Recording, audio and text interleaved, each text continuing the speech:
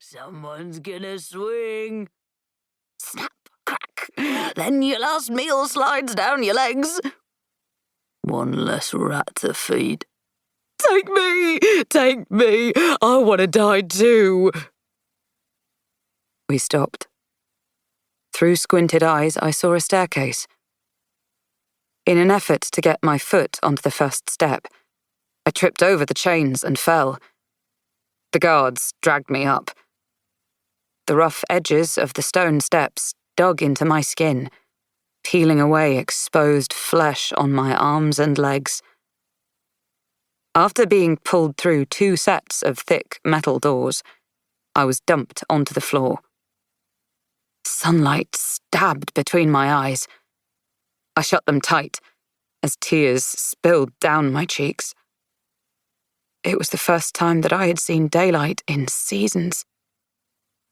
This is it, I thought, starting to panic. But the knowledge that my execution would end my miserable existence in the dungeon calmed me. Yanked to my feet again, I followed the guards blindly. My body itched from insect bites and from sleeping on dirty straw. I stunk of rat. Given only a small ration of water, I didn't waste it on baths. Once my eyes adjusted to the light, I looked around.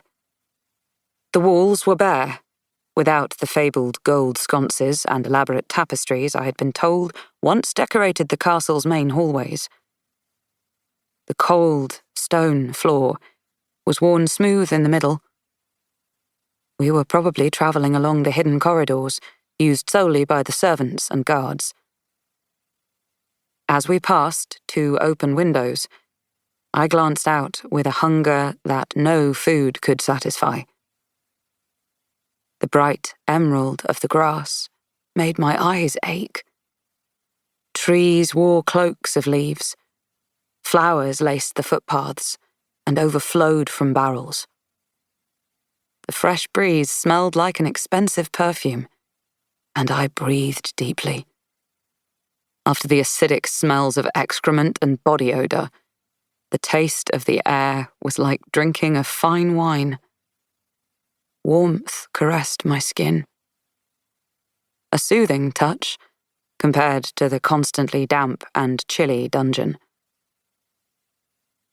I guessed it was the beginning of the hot season, which meant that I had been locked in the cell for 5 seasons, 1 season shy of a full year.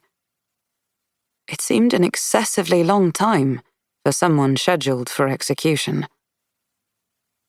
Winded from the effort of marching with my feet chained, I was led into a spacious office. Maps of the territory of Ixia and the lands beyond covered the walls. Piles of books on the floor made walking a straight line difficult. Candles in various stages of use littered the room, singe marks evident on several papers that had gotten too close to the candle's flame. A large wooden table, strewn with documents and ringed by 6 chairs, occupied the centre of the room. At the back of the office, a man sat at a desk. Behind him, a square window gaped open, permitting a breeze to blow through his shoulder-length hair.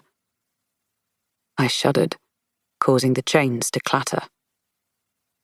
From the whispered conversations between prison cells, I had determined that condemned prisoners were taken to an official to confess their crimes before being hanged.